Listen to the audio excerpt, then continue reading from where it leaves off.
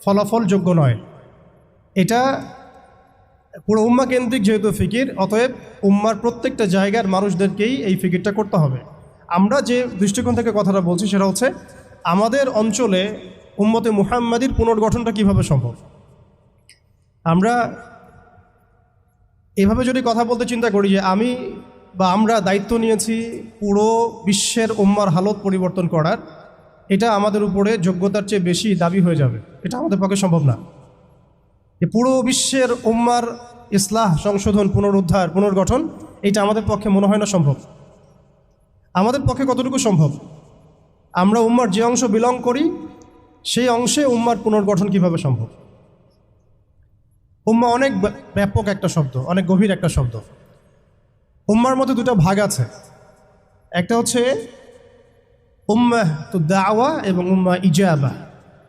দাওয়া অর্থাৎ নবী সাল্লাল্লাহু আলাইহি ওয়াসাল্লাম সবাইকে দাওয়াত দিয়েছেন। এর মধ্যে কাফের, মুশরিক, মুনাফিকরাও উম্মার অন্তর্ভুক্ত।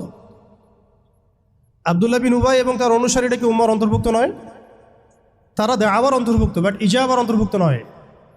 ইজাবা কারা? যারা মুহাম্মদ সাল্লাল্লাহু আলাইহি ওয়াসাল্লাম যে দাওয়াতটা দিয়েছেন, আমরা দরুদ পড়ব সাল্লাল্লাহু আলাইহি ওয়াসাল্লাম, সেই দাওয়াতটা যারা কবুল করেছেন তারা উম্মত ইজাবা। এর মধ্যে আমরা পড়ছি। এখন উম্মত ইজাবার সংখ্যা আমাদের এখানে কোটি কোটি কোটি কোটি সারা বিশ্বে। এখন এমন একটা অবস্থা আমরা এসেছি যে পুনর্গঠনের প্রশ্ন উঠছে। তাহলে আমরা একটু খেয়াল করি যে উম্মার পুনর্গঠনটার প্রশ্নটা কেন উঠছে। এক নম্বর কথা, উম্মা কি এটা তো আমরা বুঝতে পারলাম, এবং উম্মার আমরা কোন অংশ এটাও বুঝতে পারলাম। পরিপূর্ণ উম্মার ইসলাহ ও সংশোধন আমাদের এককভাবে একার পক্ষে সম্ভব না, এটাও বুঝলাম। তবে আমাদের আঞ্চলিকভাবে উম্মার যে অংশ, আমরা এই অংশটুকুর ইসলাহ, সংশোধন, পুনর্গঠন, পুনরুজ্জীবন, এগুলো আমাদের দ্বারা সম্ভব। অ্যান্ড পরের প্রশ্ন হচ্ছে যে দ্বিতীয় শব্দটা, যে পুনর্গঠন, উম্মাকে পুনরুজ্জীবিত করা, উম্মার হারানো গৌরব ফিরিয়ে আনা, এই প্রসঙ্গটা আসছে কেন? এই প্রসঙ্গটা কেন আসছে? তার মানে আমরা নিজেরাই সংজ্ঞায়িত করে ফেলেছি যে উম্মার অবস্থা আগের মতো ভালো নাই। এটা আমরা স্বীকার করেছি এবং এটা আমরা সবাই বুঝতেও পারছি। এই কারণে আলোচনাগুলো আসছে। আলোচনাগুলো আসার প্রেক্ষাপট তৈরি হচ্ছে, বা আমরা টপিকগুলো নির্ধারণ করছি যে উম্মার পুনর্গঠন প্রয়োজন, পুনরুজ্জীবন প্রয়োজন, পুনর্জাগরণ প্রয়োজন। তার মানে আমরা আগের হালতে নাই। আমরা আগের হালতে নাই, এটা মাথায় আসলে আবার এটাও মাথায় আসতে হবে আগে আমরা কোন হালতে ছিলাম। আমরা আগে কোন হালতে ছিলাম? একজন ব্যক্তি রমাদান মাসে লাইলাতুল কদরে হেরা গুহায় আল্লাহ রব্বুল আলমিনকে ডাকছেন। আল্লাহ রব্বুল আলমিন তাকে আল কোরআনের মতো কিতাব প্রদান করছেন এবং তাকে সর্বশেষ এবং চূড়ান্ত নবী হিসেবে আল্লাহ পাক মনোনীত করছেন। কেন সেই ব্যক্তি হেরা গুহায় আল্লাহ রব্বুল আলমিনকে এভাবে ডাকছেন? কারণ তিনি যে সমাজে বসবাস করেন সেই সমাজটাকে আইয়ামে জাহিলিয়াত বলা হতো। সে সমাজের মধ্যে শিরক ছিল, সুদ ছিল, রিবা, মাদক, নারীর অবমাননা, গোত্রীয় হানাহানি, এরকম জাহালাতেপূর্ণ একটা সমাজে তিনি আল্লাহ পাককে ডাকছিলেন। সে একজন ব্যক্তি থেকে আস্তে আস্তে দাওয়াত শুরু হলো এবং তিনি প্রথমে ম্যান টু ম্যান দাওয়াত দিতে লাগলেন। আবু বকর, উসমান, ওমর, আলী রাদিয়াল্লাহু আনহুম আজমাইন, তাদের মধ্যে সাহাবী তৈরি হতে লাগলো। এক পর্যায়ে মক্কায় 13 বছর দাওয়াতের মধ্যে আমরা সবরের পরিচয় দিলাম, ধৈর্যের পরিচয় দিলাম। দাওয়াত অব্যাহত থাকলো, আমরা নির্যাতন নিপীড়ন সহ্য করলাম। এক পর্যায়ে আমরা হিজরত করলাম, প্রথমে আবিসিনিয়ায়, কখনো তায়েফে, এক পর্যায়ে মদিনায় গিয়ে ইসলামী রাষ্ট্র কায়েম হলো। আমরা জিহাদ এবং দাওয়াতের মধ্য দিয়ে আস্তে আস্তে মদিনাকে বেস করে বদর, উহুদ, খন্দক, মৌতা, তাবুক, এইসব সিঁড়ি পেরিয়ে মক্কা বিজয় পর্যন্ত আসলাম। মক্কা বিজয় পর্যন্ত আসার পরে আমরা দেখলাম যে আইয়ামে জাহিলিয়াতের কোনো জাহালাত মক্কার মধ্যে নাই। যেই মক্কা আমরা ছেড়ে গিয়েছিলাম 23 বছরের ব্যবধানে আমরা দেখলাম সেই মক্কা আইয়ামে জাহিলিয়াত মুক্ত হলো। শুধু তাই নয়, সেখানে কোনো শিরক থাকলো না, কোনো রিবা থাকলো না, কোনো মাদক থাকলো না, কোনো নারীর অবমাননা থাকলো না, গোত্রীয় হানাহানি থাকলো না।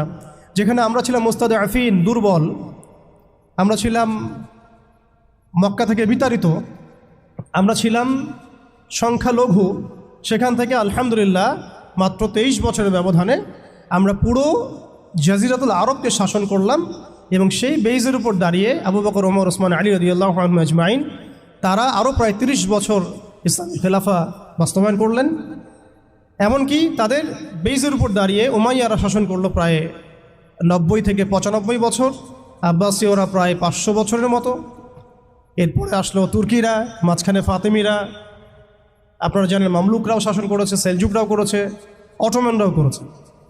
তো আমরা বুঝতে পারছি যে উম্মাহ এই হালতে ছিল না এখন যে হালতে আছে। এই ছোট্ট কথা থেকে আমরা বুঝতে পারলাম যে উম্মাহ একসময় বিজয়ী ছিল সব দিক থেকেই, শুধু ব্যক্তিগতভাবে নয়, আধ্যাত্মিকভাবে নয়, শুধুমাত্র তাস্কিয়াগত দিক থেকে নয়, শুধুমাত্র সামাজিকভাবে নয়, বরং রাজনৈতিকভাবেও।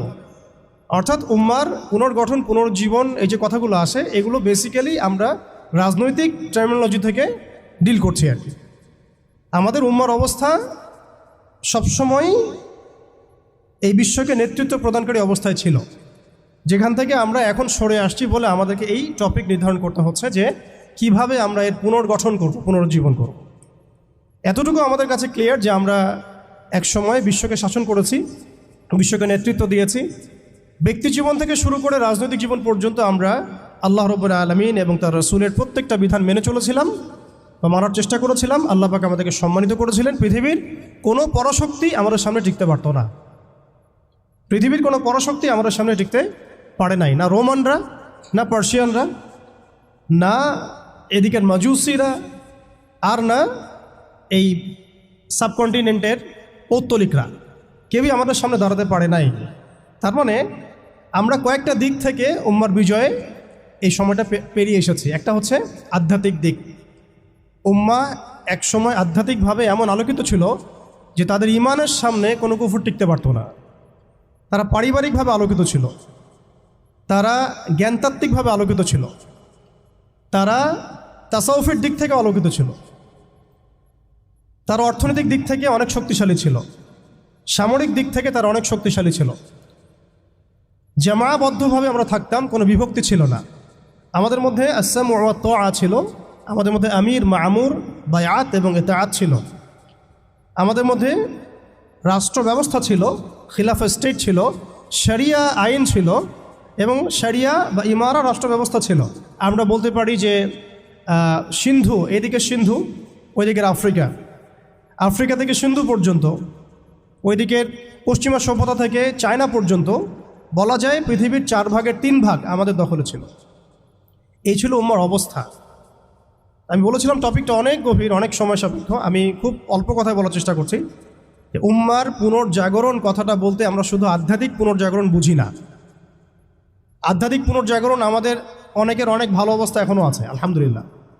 আমাদের প্রচুর মসজিদ আছে, প্রচুর মাদ্রাসা আছে, প্রচুর তুল্লাব আছেন, প্রচুর ওলামায়ে কেরাম আছেন। আমাদের বুদ্ধিজীবীর অভাব নাই, সামরিক বাহিনীর অভাব নাই, কিন্তু আমাদের ইসলামিক স্টেটেরও অভাব নাই। নামকা বাস্তে যদিও অনেক কিছুই, জনসংখ্যাও প্রচুর, সম্পদও প্রচুর, খনিজ সম্পদও প্রচুর। আমাদের মা বোনদের, পর্দানসীন মা বোনদের অভাব নাই।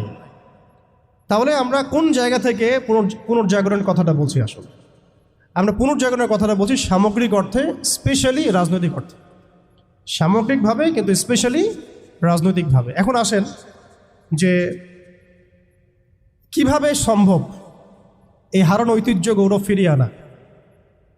এটাই মূল কথা। আসলে আমাদের অনেক আলোচনা, কিন্তু মূল কথা কিন্তু অল্প হবে। আসলে কিভাবে পসিবল সেই জায়গা থেকে ফিরিয়ে আসে। এখন এতক্ষণ তো বললাম আমরা কোথায় ছিলাম, এখন ওই জায়গা থেকে আমরা কোথায় আসছি এটা একটু বলি, তারপরে বুঝবো ইনশাআল্লাহ। ওই জায়গা থেকে আমরা কোথায় আসছি আসলে। এখন আমি একটু আগে বললাম যে আমাদের প্রচুর মসজিদ আছে, মাদ্রাসা আছে, সব কিছু আছে, এটা সত্য। ইসলামের স্বর্ণযুগে যতগুলো ইউনিভার্সিটি ছিল না, আমাদের ঢাকা শহরে, গাজীপুরে তার চেয়ে বেশি ইউনিভার্সিটি আছে। ইসলামের স্বর্ণযুগে আমাদের জনসংখ্যা যত ছিল না, আমাদের এখন জনসংখ্যা তার চেয়ে অনেক বেশি। আমাদের মিডিয়া, প্রযুক্তি, আমাদের অস্ত্রশস্ত্র, আমাদের রাষ্ট্র, সব কিছু অনেক বেশি। কিন্তু কোন জায়গা থেকে পিছিয়ে আসি, আমরা কোন জায়গায় আছি, এটা ডিল করতে হবে। এবং ডিলিংসটা এক্সটার্নাল অবজারভেশন দিয়ে করলে হবে না, ইন্টারনাল অবজারভেশন দিয়ে করতে হবে। খিদির আলাইহিস সালামের মতো বাহ্যিকভাবে অনেক কিছু মনে হবে, অনেক ইসলামিক দল আছে, অনেক মুসলিমদের সংখ্যা অনেক, একটু আগে বললাম মসজিদ, মাদ্রাসা সব কিছু অনেক বেশি, সবই ঠিক আছে। কিন্তু ইন্টারনালি আমাদের কিছু বিষয় দেখতে হবে। ইন্টারনালি কি নাই আমাদের মধ্যে? 1 নাম্বার, ইন্টারনালি সেই রাজনৈতিক বৈশ্বিক ক্ষমতা আমাদের হাতে নাই, প্রথম কথা। এবং এটা আমাদের জন্য লজ্জা। একটা সময় ছিল যখন আমরা এগুলো সব হাসিল করেছিলাম, প্রথমে তারা আমাদের কাছ থেকে যেটা কেড়ে নিয়েছে তা হচ্ছে রাজনৈতিক ক্ষমতা। তারা আমাদের কাছ থেকে প্রথমে ব্যক্তি জীবনে ধর্মের স্বাধীনতায় হস্তক্ষেপ কেউ করেনি। কুফাররা, জায়নিস্টরা, কাফের, ফাসেক, মোশরেক, মোনাফেক, এদের যে ঐক্য জোট ছিল, তারা প্রথমে আঘাত করেছিল আমাদের খিলাফায়। তারা প্রথমে আমাদের ব্যক্তি জীবনে এসে আঘাত করেনি, নামাজ পড়তে পারবা না,